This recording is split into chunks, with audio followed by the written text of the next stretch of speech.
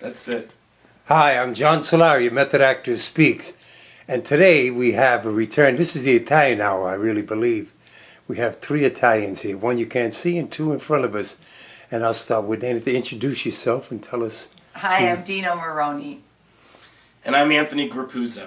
Gruppuso, that's a nice name. 3 Italians. And you're from Brooklyn. I'm originally from Queens. My Queens. father's from Brooklyn. Oh. Yeah. We don't talk There's a about difference, that. I know. We talk about that in the show. There's a difference.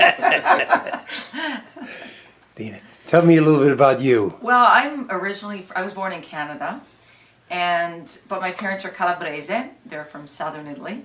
And so I'm not Sicilian. I know. I'm Calabrese, I know. And I've lived and worked in Italy for many years. I lived in Rome. And the last time I was here was for my solo show, The Italian in Me. So it really is the Italian hour. It is. The Italian, yeah, but you still do that, don't you? I still do The Italian in Me. Great, that's a great show. I still perform The Italian in Me, and that's how Anthony and I met. That's a great list. How did you guys meet? Actually, Dina had wrote a wonderful play that got produced called Moose on the Loose. And she was having a reading done, and an actor had dropped out that night, and she called a mutual friend and said, do you know somebody who could just read this cold tonight? I have an audience coming in. And that friend recommended me. She called me. I was just getting off a plane from New York. I literally went right to the theater. She handed me the script, and we read it, and that character got cut out of the play. But she says, you're really right for my brother. You're really right for my brother. So the next time she did the reading, I became her brother in the show, and we've had a relationship ever since. Yeah. Wow, that's got a... And it's funny because I didn't know Anthony when I asked him to do this reading, and the play is about an Italian family and a Canadian moose. And Anthony really got the play. He got what it was about. He got everything. So it was really a great sort of bonding time. And then cut to this past year, we were doing a solo series at Theater West that I was producing, and I was putting a group of professional actors together to do their solo shows on Sunday night. It's the first time we've ever done it at Theater West. Even though we've been around for 50 years, it was the first time we did a solo series. And so I produced it. We had 7 shows. We had 7 incredible actors do their shows, and Anthony's was one of the shows. His was the only one that had a musical flair to it, because the others were all straight, theater. Some were more dramatic, some were more storytelling, some were comedy. But Anthony's was comedy and family and musical. So it's a one-man musical. One-man musical. Now, you're an opera singer and everything else, I am right, a Anthony? singer. I'm sorry? You sing opera. I sing everything, and one of the jokes in the particular show is that I grew up having to listen to opera because my father's family, that's all they ever played growing up, and most families of that generation did. And really, honestly, I detest opera. Really? I detest it. And it's my blessing, and it's also my curse, is that I have a voice that is much more suited for opera than anything else. I can sing everything, but this voice that I have that was a gift. And in this show, I said, I guess I have no choice but to actually do it, and I sing Vesti la Giubba in this show, The Face Behind the Face Behind the Face. I have been getting work as an opera singer in these last several years, more than I'd like to admit. Okay, lots of commercial and television work. Would you give us a quick note on that? Oh, you want just a note? Like, me? There you go.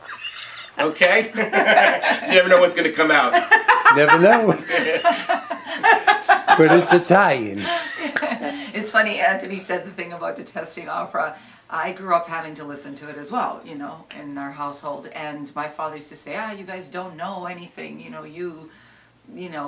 I'm Canadian, you Canadians, whatever, you don't know anything. And it was just, there's something about it when you're growing up and it's pushed on you as a child. It's not like, I don't know, there's just something about it, and you just kind of go, ooh, that just reminds me of me being Italian and I don't fit in.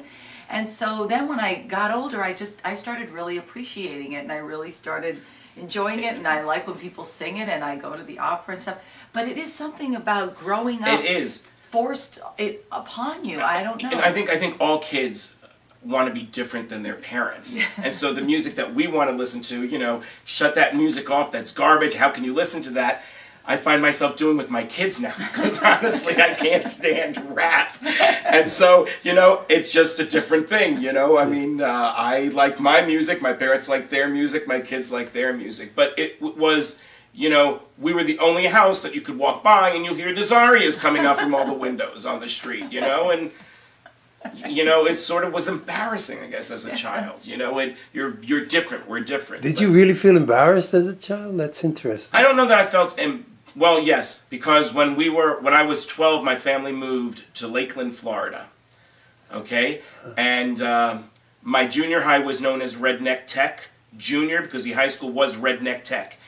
And there were no Italians. None. And I learned about discrimination. I was a Yankee. So, yeah, I guess I did feel embarrassed by it. I ended up becoming a little bit of a redneck because of where I grew up, even though my roots are New York Italian. It's true. That's what the show's about. The face behind the face behind the face. You'll learn all of these faces of Anthony. Now, Anthony, do you have a website about this or anything like that? I have my own website. It's www.anthony, A-N-T-H-O-N-Y, Gruppuso, Gruppuso.com. So you can go there, you can find out about it, but you could also go to theaterwest.org, and theater is spelled Theatre, the correct way, as far as I'm concerned. I used to belong to Theater East. Oh, years ago. It was above Jerry's Deli. Above Jerry's Deli, before I became a member of Actors Studio.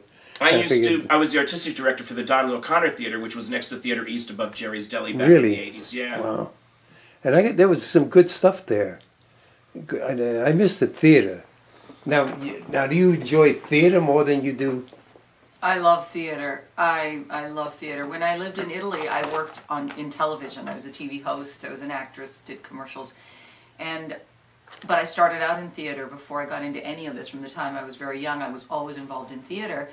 I just didn't think there was a career in it or a business in it growing up in a really small redneck Canadian town.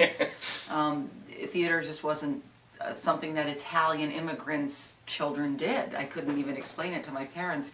And so now that I'm, living in LA, I just kick myself because I think this is what I should have probably been doing all along, because I just love, to me, being on stage performing is just it's so expressive, as opposed to being, and cut, here's one line, here's one line, here's one line. It's not really storytelling, but theater is really, to me, it's real storytelling. Yeah. And especially because we do our shows, and they are Italian themed, they're Italian, but because of the Italian family, but it just becomes storytelling. And of course, Anthony has that extra gear where he sings, and it's pretty amazing because he does do different styles of singing in his show. Yes, it's not all opera, just one aria. Yeah, it's just all different styles of singing, so he's even more expressive in that he can do his storytelling, acting, and then sing. It's quite wonderful. Yeah, it's some beautiful story songs that everybody can relate to. In fact, this go round, because it is going to be the weekend after Thanksgiving, which is the onset of the Christmas season. A good friend of mine, John Dixon, has written a new song for me called Guys in Toyland, which we are adding to the story, and it's all about a father sitting home at night, Christmas Eve, trying to put together a dollhouse. And if you've ever been there, you know how frustrating that could be. Okay, so it is one of the new pieces that we've added this time around for the show. And where is it? Is it playing now? It's going to be playing at Theater West, November 29th and 30th at 8 p.m. We'll get this out today. And December 1st at 2 p.m. Yeah. It's a matinee. Now, I just want to get back to Canada a little bit, because we're in opera and this and that. I have a friend on Facebook. Her name it's Y-E-L-U. She's an opera singer from Canada. By you, I guess, hopefully. And I was telling Anthony she's going to be singing for Maria Callas at the 90th birthday in New York. Wow. But what's the difference? In Canada, the Italian section, as to here, and I don't compare LA as Italian. Yeah, I know. But New York or Italy, what's the difference? It's almost like there are three groups. I always feel like I'm in Italy and I'm one kind of Italian, and it is like a certain. I don't know, but it's one Italian, and then in New York, it's a different kind of Italian. It's very Italian American. And then in Canada, we're like a new, fresh Italian American or Canadian because we've only been there. Canada's not that old. And so if you think about it, my parents immigrated to Canada and I was born in Canada. So I'm first generation. My parents don't speak English well. Their English is real broken. And in fact, in Moose on the Loose, one of the problems I had was that Anthony got it, but when I brought the play in to read, I told everybody this is not, these people speak with really thick Italian accents. They live in Canada. They don't live in New York. So they've only been there for 50 years. 40 years, you know, they've been there since the early 60s. They haven't been there since the turn of the century, although there are some that are there that have been there that long.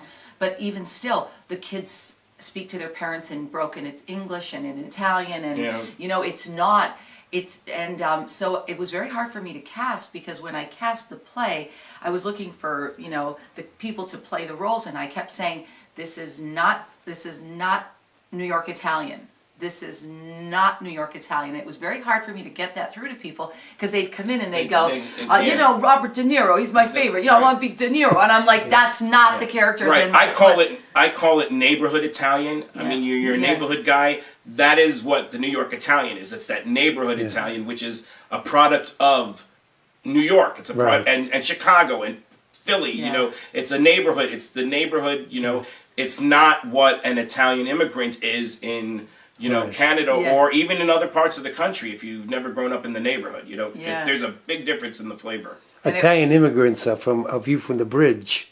I don't know if you ever saw that play or that. Italian neighborhoods, you're right. I'm from the Bronx and this and that, and it, you know, it's a whole different way. It is a different way of thinking. And for, I guess if just for me growing up in my world, my grandparents didn't speak English at all. My parents had limited English. They worked with only Italians. They hung out with only relatives and Italians.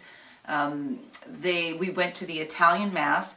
We went to the Italian Hall. The weddings were all at the Italian Banquet Hall. All the presentations, announcements, everything was done in Italian.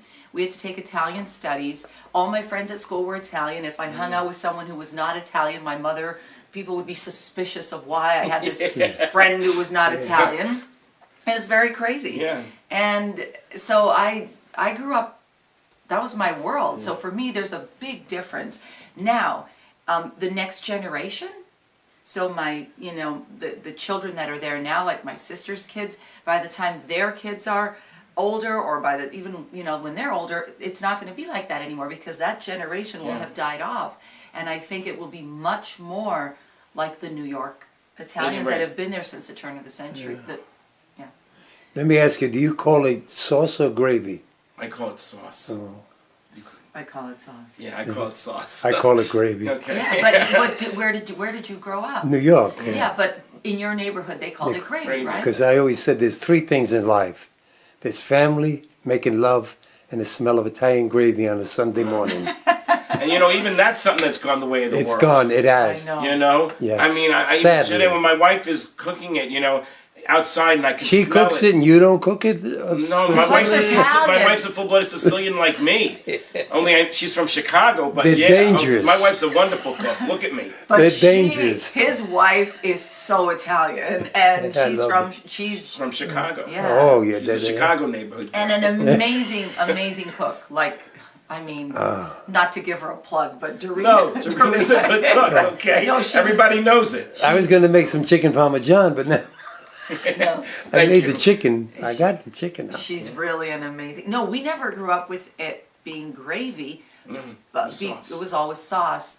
But when I moved here, I started hearing that a lot of people called it gravy, and I know that a lot of people from certain areas it becomes gravy, and you know, it's an argument: is it sauce or is it gravy? It's all over. You know? Yeah, it's a big argument. It just depends on who you are, and to me, it's always going to be sauce. They had the festival, you know, the Italian feast. The one over here in Hollywood. Yeah, my friend John Margot won it two years in a row, and he always calls it sauce. And we hung out So for a year, I had to call it sauce, you know, because it, and it used to hurt. Sauce. I always call it sauce. I'm not going to change.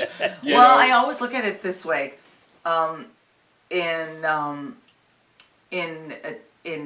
a gravy, I always look at it as something that has, Mashed flour potatoes? in it. No, it's just made. Yeah, that's gravy. It's That's brown. it, yeah. I think Gravy is brown. gravy. No, but Well, it also, is meat. You know, you do put in the Yeah. gravy, you put the meat sauce. You're right. You do put the meat and Yeah. in the sauce. So Turkey. Marinara we called sauce. I never Yeah. called it gravy. The marinara sauce. Yeah, well, I'll tell you, the one change I have made is it was always macaroni, and now I'm starting to use the word pasta. Oh, Okay, shame I use on you. pasta a lot more. Shame than I use on you. macaroni.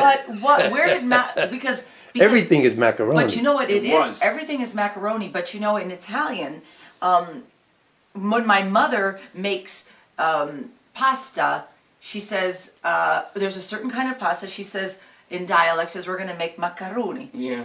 And macaroni is It's a a different- is a yeah. kind of It's pasta. actual kind of so is it pasta. actual kind of yeah, pasta? it is a different kind of pasta. But I Yeah. mean, in the neighborhood, Italian, Everything was macaroni. Macaroni. Macaroni and meatballs. I Right. never used the word pasta. I never used the it was well, spaghetti you would use, but everything else was macaroni. I'm going to have macaronis tonight. Macaroni. Yeah. You know, that's all. And it didn't matter what kind. But the pasta sounds so chic. It is. Well, that's Yeah. one of the things. Pasta. You know, Well, so we would have in dialect, or in Italian, but in it was pasta asciutta. Pasta asciutta means like the big ziti pasta, the Right. fat with tomato sauce on it. It means it's dry pasta, and macaroni, I think meant that it was homemade rolled Homemade, out. oh. I think that was. It's just It could coming to be. me now because we always referred to the pasta that we had on Sundays as pasta asciutta or spaghetti if it was spaghetti. Right. Or rigatoni, but the macaroni was always made fresh. And I don't know if anybody else is watching this. Yeah, I don't there are know. a lot of But I do different- know. you know My what- wife will say, "Do you want rigatoni? Do you want ziti? Do you want spaghetti? Do you want elbows? Do you want shells?" That's what I say. What right? did you ever have the want? buccaccini? Yeah. That's the The long one with the hole. Yeah. hole in it. The hole. That was Yeah. but the kids loved that too. They Well, I got. You know what? Yeah. I'll never forget the first time I had it because when you're eating spaghetti, you go, and you can't do that with that because it's all air. They're tubes. You can't eat it. It's like you got to eat it completely different But the because of kids the air love coming it. through it because it's all hollow there. Yeah, but I used to give it for the kids when I make it on Sunday mornings. Put 3 Italians in a room and look at us. We're talking About about food. Forget about the theater.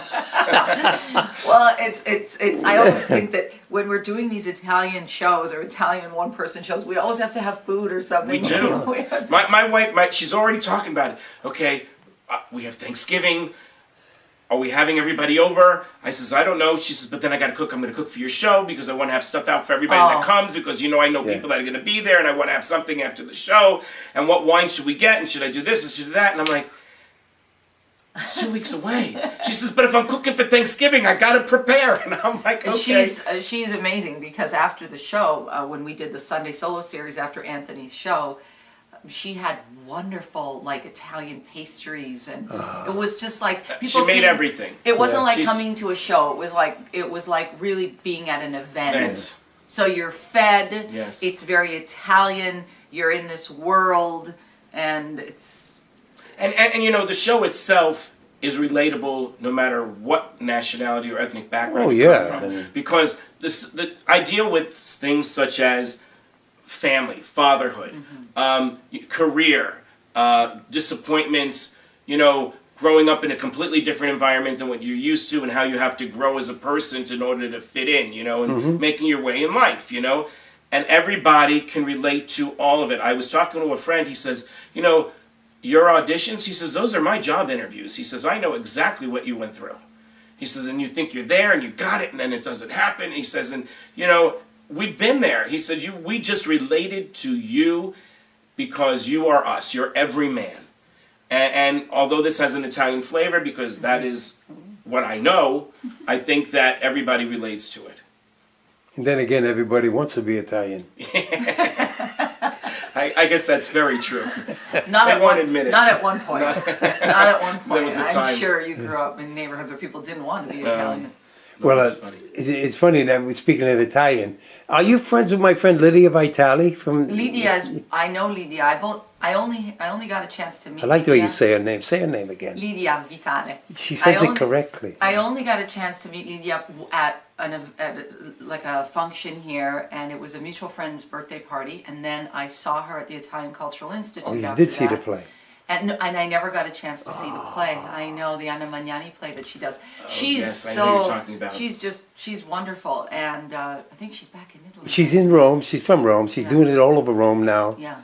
And it's, I mean, I've always been in love with Anna Magnani from the Road Tattoo. Rose tattoo, right? And with women in black full slips. Yeah. You know, Anthony Quinn and, well, Anthony Francioso told me in person that was the sexiest woman he ever met in his life.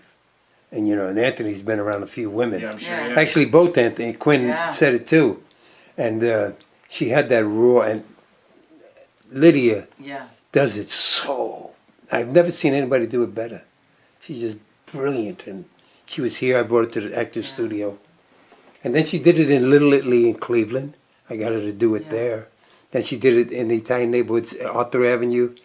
Oh, in the Bronx. Yeah, my neighborhood, and two in Manhattan and in Staten Island. She did it. Now your play. Now The Italian in me is mine is. It's interesting you should say Anna Magnani. In my play, I don't play I play myself, but there's a whole section in the show where she meets Federico Fellini. Oh. So it's from the same Yeah. time, and so I basically play Federico Fellini, and then I play myself within the interview that I had with Fellini. So it's I'm looking at you. I apologize for going in, but with dark hair, you could be Anna. I should have worn my dark wig. Anthony. I was gonna say she's got a wig. I have different dark wigs because John, Italians don't have blonde hair, right? Right? My relatives do though, so I don't. Mine do from the north. We But all. we're not. I'm from Sicily. I'm Sicilian. Strong swimmers, we used to call them. The strong swimmers. Yeah. Okay. Well, we have a lot of blonde, blue eyes and green eyes in my family. And fair skin like this. Are you northern? No, tip of the boot, southern Oh. Italy. And but there was a huge invasion in southern Italy. Sure. It's been invaded by everyone, and Everybody. I'm sure I've got part Viking and Yeah. the Normans and some other stuff going on. Yeah. Yeah. I mean, even my mother-in-law, blonde hair, very white skin. My grandmother, very Really, light your mother had skin. blonde hair? Yeah. My mother-in-law. My mother was a brunette, but my mother's skin was as white can be, and my grandmother's. And we tan well. I'm tan, but if I am extremely white when I'm not tan, and my whole family is that way. And I can't tell you because there are a lot of dark Sicilians, but I have an uncle who, on my father's side, supposedly traced our roots back to when it instead of being Gruppuso, it was von Grupp, and we were actually Austrian, but he's going back to the Austrian Empire. And so again, Italy was invaded. Okay, so I don't know how true that is, but recently came across a picture of my great-great-grandfather, Francesco Cimararo, who has blue eyes like you can't imagine. And my cousins have those eyes, so it's genetic. I'm taking that Ancestry.com DNA test. Oh, really? I just got it in the mail. Yes, I just got it in the mail yesterday, and I'm going to take it. I want to find out what my makeup is.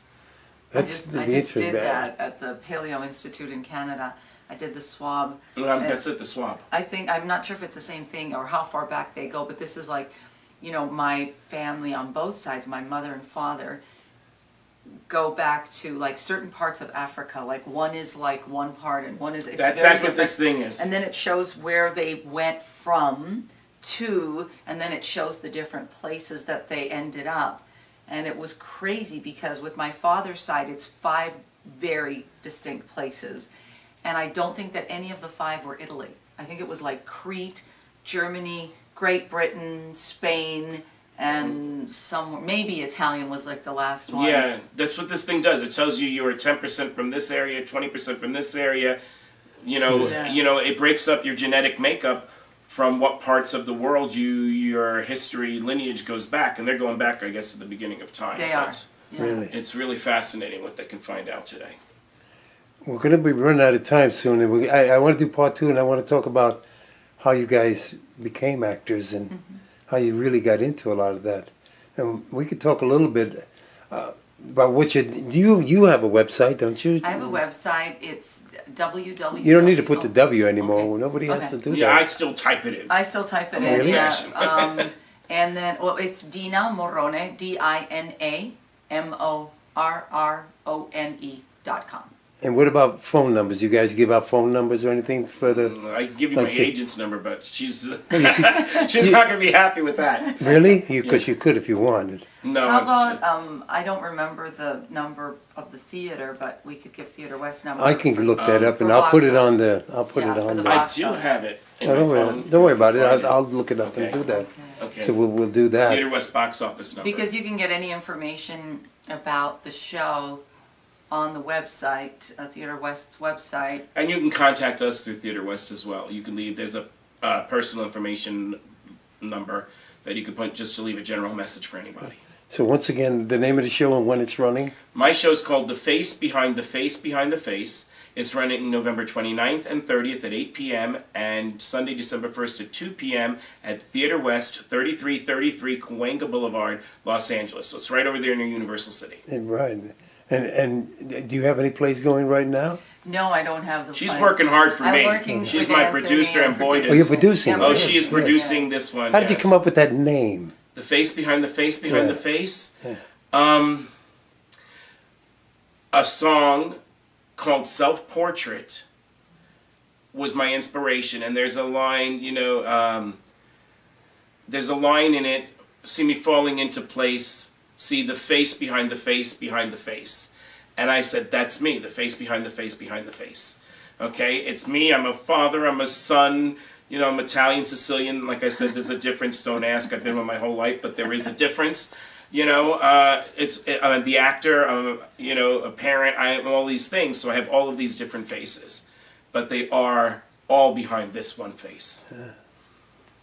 That's really, really great. I was just curious. Wow, that's an interesting name. Yeah, and when you see the show, you understand it. You understand the title. Like, people are like, they were making fun of it, honestly. Oh, the face behind the face behind the face, and blah, blah, blah.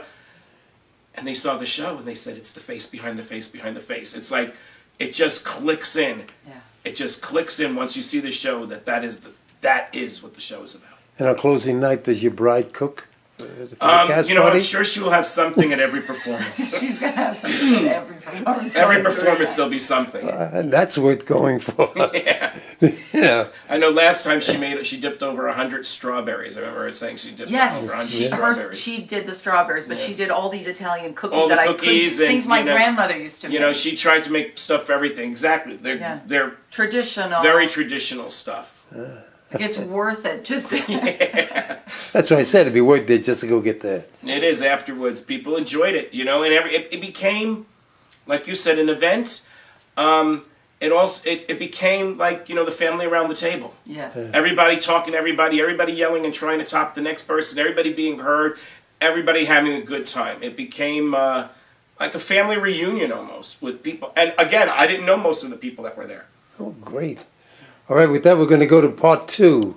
And I want to thank you, too, for coming on. This has really been nice. It's all been about, really, how would they say? This is Italian.